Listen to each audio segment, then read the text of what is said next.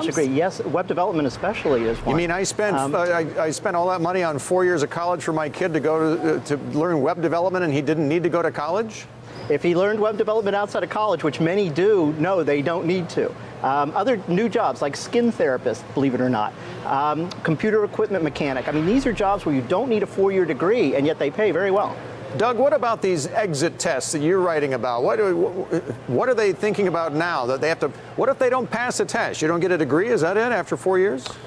No, they're voluntary tests. They're not connected to your diploma. The idea is that employers are looking at the diplomas that kids are getting out of college, and with grade inflation being so high, they're saying that their GPA doesn't tell them very much anymore, so they're asking for some sort of benchmark objective assessment, and that's where these exams come in.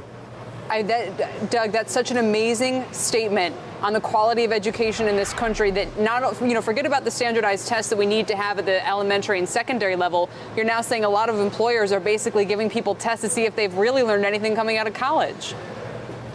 Yeah, well, what's happened with grade point averages across universities across the country is pretty astounding. In, I think, 1940, 15% of letter grades were A's, and that's almost 50% now.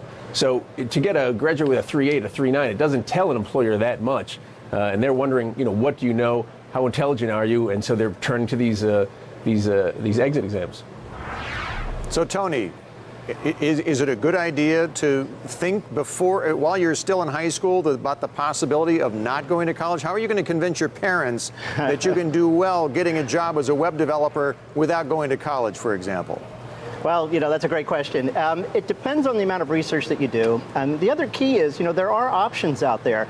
We hear from a lot of high school graduates who come to careercast.com to search our job database, looking for available jobs without a college degree.